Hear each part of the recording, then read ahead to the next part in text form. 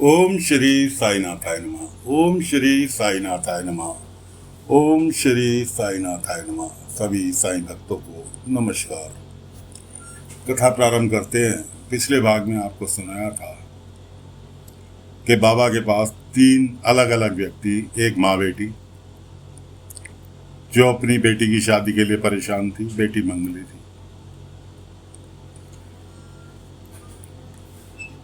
एक की गाय खो गई थी और एक खिलौने वाला। ये तीनों बाबा के पास अलग अलग आए और बाबा ने सबको उपाय बताए, लेकिन किसी की समझ में नहीं आया और तीनों लोग जा रहे थे। बाबा निकल लिए थे अपने भिक्षाटन के लिए और ये तीनों लोग जा रहे थे। रास्ते में मिला इन्हें मल्हार, जो बांसुरी वादक था, जो कि सतेश्वर बाबा के प्रेम सैनिक बन चुका था। इसने सतेश्वर बाबा के गुणगान किए कि सतेश्वर बाबा यूं और यूं उन्होंने मेरी तारीफ की और देखो मुझे सोने की चैन भी उपहार में दी और आप एक बार जाकर उनसे मिलो तो सही। कि मैं भी साईं को मानता हूं, लेकिन और मानता रहूंगा, लेकिन सतेश्वर बाबा भी बहुत पहुंची हुई चीज है। खैर जी, ये तीनों जने, चारों जने, माँ बेटी और दोनों जने, ये पहुंच गए सतेश्वर बाबा के पंडाल में। वहां कुलकर्णी और बलवंत को उन्होंने निराश कर दिया था। बलवंत ने तो यहां तक कहा कि तुम्हें प्रेम नगर के लिए बनाने के लिए जमीन चाहिए होगी, मेरी बहुत बड़े बड़े अधिकारियों से पहुंच है, मैं तुम्हारी उसमें मदद कर सकता हूं। सतेश्वर कहने लगा कि जी, आपके वो बड़े बड़े अधिकारी मेरे प्रेम सैनिक हैं, इसलिए मुझे आपकी किसी तरह की मदद की आवश्यकता नहीं। दोनों जने पैर पीटते हुए वापस लौट लिए। इधर ये चारों जने पहुंच गए सतेश्वर बाबा के पंडाल में। सतेश्वर बाबा ने सबसे पहले बुलाया खिलौने वाले को। खिलौने वाले ने एक गाय बछड़े की खिलौना बना के मल्हारी को कभी दिया होगा। वो मल्हारी ने सतेश्वर बाबा को भेंट किया और सतेश्वर बाबा ने उस गाय बछड़े की बड़ी तारीफ की कि तुम बहुत बड़े शिल्पकार हो, ये है वो है, और मैं चाहता हूं मेरा जब प्रेम नगर बने तो उसमें जगह जगह तुम्हारी शिल्प की प्रतिमाएं बने। बाबू मूर्ख आदमी को क्या चाहिए, उसमें उसकी तो चार तारीफ हुई। वो सतेश्वर बाबा के खेमे में शामिल हो गया, प्रेम सैनिक बन गया। अब आई बारी दूसरी गाय वाले की। सतेश्वर बाबा ने अपने आदमी भेज के उसकी गाय ढूंढवा दी कि महाराज, मैं बहुत बड़ा बिजनेस करना चाहता हूं। मैं कहा, भाई तुम्हारे पास गाय है, तुम्हें तजुर्बा है, क्यों ना एक बड़ा सा तबेला लगा लो। कि महाराज, उसके लिए तो पैसे चाहिए और यहाँ गांव में इतना दूध कहाँ बिकता है। कि सतेश्वर कहने लगा, मेरे प्रेम नगर के अंदर तुम्हारा जितना भी दूध तुम निकालोगे सबकी खपत हो जाएगी, इसलिए प्रेम सैनिक बनो, तबेला लगाने में तुम्हारी मदद हम करेंगे। और प्रेम सैनिक वो भी बन गया।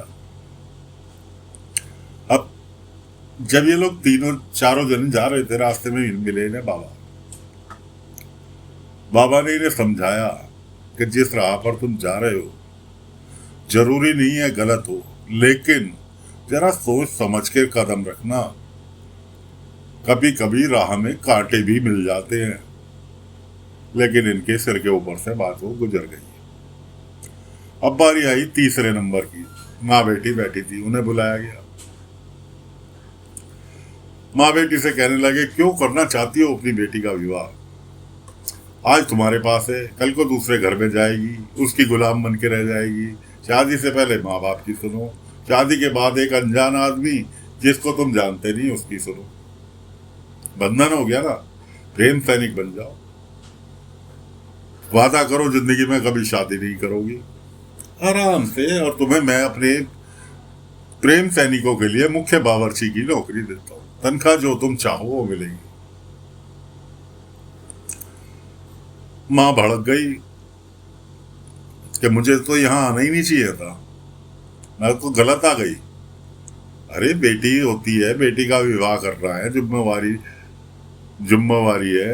अरे विवाह का बंधन कोई ऐसा नहीं है कि जबरदस्ती थोपा जाए, ये तो हर किसी के साथ में है, एक ऊपर वाले की बनाई हुई रीत है।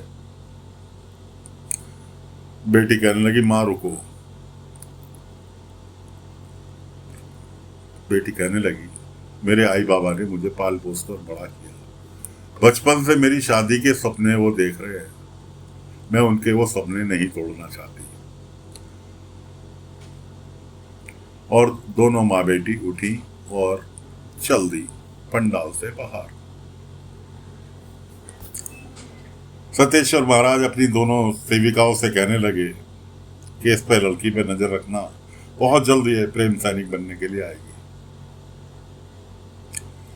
अब बायजामा लेके बाबा द्वारका माई में बैठे, बायजामा लेकर पहुंची खाना। बाबा बना रहे हैं बैगन का भरता और भाकड़ी यानी रोटी। बायजामा पहुंची, बैगन के भरते की तो खुशबू आप लोगों को पता ही है कितनी अच्छी खुशबू आती है। बायजामा कहने लगी लो मैं तो खाना बेकार ही लाई, यहाँ तो पहले से ही पकवान बन रहे हैं। बाबा कहने लगे नहीं बायजामा, आप खाना बहुत सही समय पर लेके आई, मुझे भूख लग रही है, और साईं ये पकवान। बाबा कहने लगे माँ रोजाना बेटे को खाना खिलाती है, क्या बेटे का मन नहीं करता कि अपनी माँ को खाना खिलाए, इसलिए आज मैं अपने हाथ से खाना खिलाऊंगा।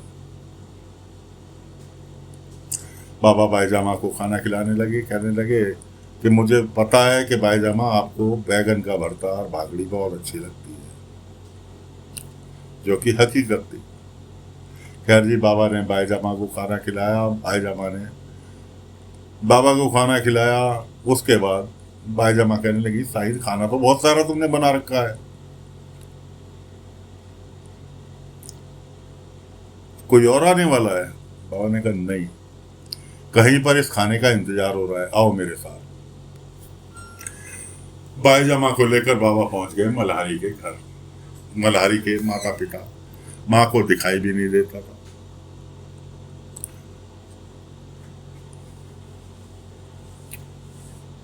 पहुंच गए भाई मल्हारी के घर। उनकी मल्हारी के गाय थी, गाय ने दूध नहीं दिया, बेचारे दोनों परेशान।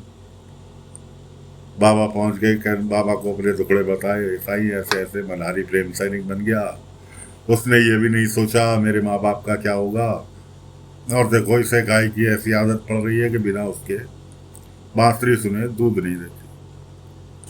बाबा ने कहा नहीं, गलत बात, ये बांसुरी की नहीं, गाय को भी तुम लोगों से प्यार है, और मल्हारी से कुछ ज्यादा ही प्यार करती है, इसलिए उसकी ये उपस्थिति में ये दूध देती है, खाना भी खाती है, दूध भी देती है।